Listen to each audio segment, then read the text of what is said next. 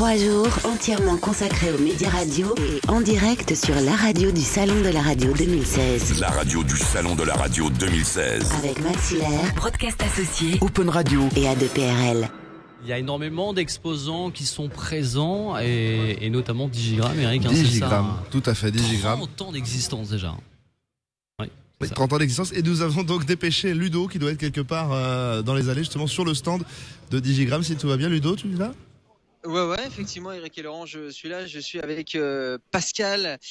Pascal qui est donc l'un des dirigeants de Digigram. Digigram, tout le monde connaît. Plus de 80% des radios françaises et dans le monde surtout ont Digigram, aussi bien en carte audio pour les cartes qui permettent de faire sortir le son de l'ordinateur vers les émetteurs. Mais Digigram, c'est plein d'autres choses également. Bonjour Pascal. Digigram, c'est également des choses comme ce que vous avez dans la main. C'est-à-dire un fameux micro que beaucoup de journalistes peuvent connaître puisqu'il existe depuis presque 30 voire 40 ans. Mais maintenant, plus besoin de magra, plus besoin de bande. Et avec un simple téléphone, on peut tout simplement parler en direct avec le studio, voire même sur les antennes. Voilà, bonjour à tous et à toutes. Oui, aujourd'hui, on présente quelques points essentiels. Par exemple, cette application de contribution pour les extérieurs radio qui permet à un journaliste d'appeler dans d'excellente qualité broadcast un codec studio. Donc c'est une application qu'on lit avec un préampli micro dynamique d'excellente qualité. On ne vend pas le micro évidemment. Tout ça, ça permet de tomber, ça fonctionne, vous pouvez marcher dessus. Digigram, c'est toujours distingué par la robustesse, allant jusqu'à la robustesse mécanique de ces équipements. Ce qu'on vient proposer ici, c'est un package reporter dans lequel, pour toute utilisation, pour tout achat d'un codec studio hardware qui s'appelle Colu Colele, on offre l'application mobile et le préampli micro permettant de travailler ensemble avec ce codec. Ça, c'est le premier point. Le deuxième point, qui distingue cette application et le codec qui est là de contribution, c'est qu'on a supervisé l'ensemble de ces liaisons. On peut le voir sur l'écran qui est là. Si j'arrête la transmission, on a fait une application sur Internet, donc une application en SaaS, accessible de n'importe où, y compris même d'ailleurs de mon smartphone. Cette application permet de superviser l'ensemble d'une flotte de codecs. On va présenter tout à l'heure à 15h30, Martin Dutasta, le chef produit de cette application, va expliquer ce qu'on a fait pour un pays nordique dans lequel une flotte de codecs Digigram, une quinzaine de codecs Digigram, plus les codecs de certains de nos concurrents d'ailleurs, est supervisée par l'application qui est là.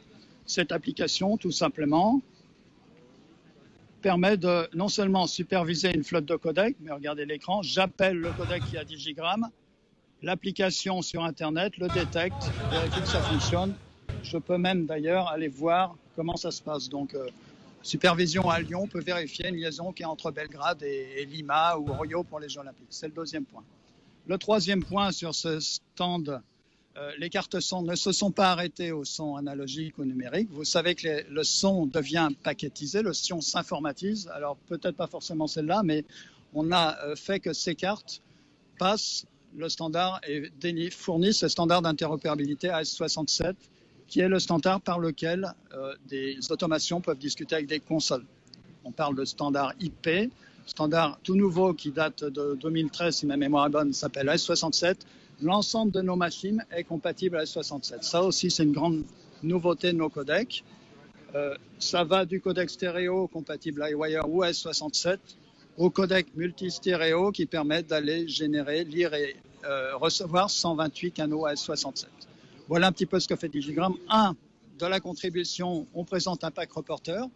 2. La supervision de ces codecs de contribution. Venez nous écouter à 15h30 pour qu'on vous explique comment on a fait, ce qu'on a fait pour une grande radio nationale des pays du nord de l'Europe. Et 3, des cartes son, voire la migration vers l'IP de ces cartes son.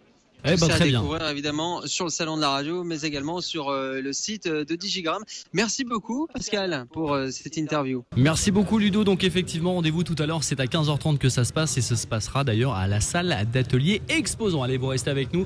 On continuera à vous parler bien évidemment des événements qui vous attendent cet après-midi encore au salon de la radio et puis surtout n'hésitez pas à venir nous retrouver. Ça se passe où déjà, Eric ? Eh ben ça se passe où ça ? Excusez-moi, je ne suis pas du tout en train d'écouter. Du côté de la grande halle de la Villette. Excusez-moi de vous réveiller pendant la sieste. Je suis en train de regarder, c'est les gens qui passent là. A priori, il va se passer quelque chose juste à côté de nous. Venez nous rejoindre, c'est à la halle de la Villette. La grande halle de la Villette. Si j'ai besoin de rien, je vous demande. En direct de la Grande Halle de la Villette à Paris. Jusqu'au 2 février. La radio du Salon de la Radio 2016.